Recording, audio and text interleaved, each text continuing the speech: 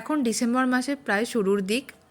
এখানে প্যান্ডেল হবে, সেই কারণেই মেশিনের সাহায্যে এই মাটিটাকে সমান করার কাজ হচ্ছিল। আর এখানে একটা বিচে হঠাৎ আমরা দেখতে পাই, সেটাকে আবার ছোটো কাকু মাটির ভেতরে পুঁতে দিচ্ছিল।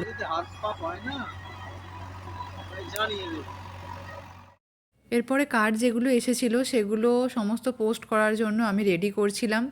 এর মধ্যেই একদিন যায় আমার ফোনটি ভেঙে। তার সাথে সমান তালে রং মিস্ত্রির কাজ চলছিল। রং মিস্ত্রিটা আমাদের একদম খুব বাজে রকমভাবে ঝুলিয়ে দিয়েছিল। সেই দুর্গাপুজোর পর থেকে কাজ ছেড়ে গেল আর এসে ঢুকলো ডিসেম্বর মাসে। টোটাল 1-1.5 মাস পুরো একদম অকারণে আমাদেরকে ঝুলিয়ে মানে একদম যাচ্ছে তাই অবস্থা। যাই হোক, তাকে দিয়ে একদিকে কাজও উদ্ধার করা চলছিল, বারান্দাটাও রং টং করা চলছিল, যেহেতু এই জায়গাতে আমি বসবো। আর এই করতে করতেই সেদিনকে বাবাকে বললাম তুমি দেখাশোনা করো। আমরা বেরিয়ে গিয়েছিলাম আরও কিছু কেনাকাটার জন্য।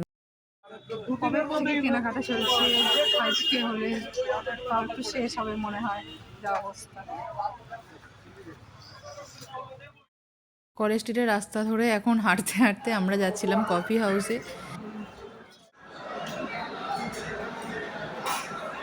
ওই যে কাকুরা বসে আছে ওখানে, মা, কাকু, কাকিমা। ওখানে আমরা খাই ভেজ কাটলেট। বাকি আর অন্য কিছু না খেয়ে আমরা এটাই খেয়েছিলাম। আমার খুব ভালো লেগেছিল এটা, তার সাথে কফি। ওখান থেকে খাওয়া দাওয়া করে বাড়ি ফেরার পথে আমি আবার শ্রীরামপুরে নেমেছিলাম।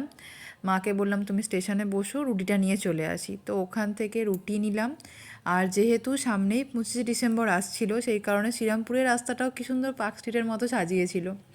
যাই হোক, আজকের ভিডিওটা এই অবধিই রইল। দেখা হচ্ছে তোমাদের সাথে আবার একটা নতুন ভিডিওতে। আজকের মতন টাটা, বাই বাই।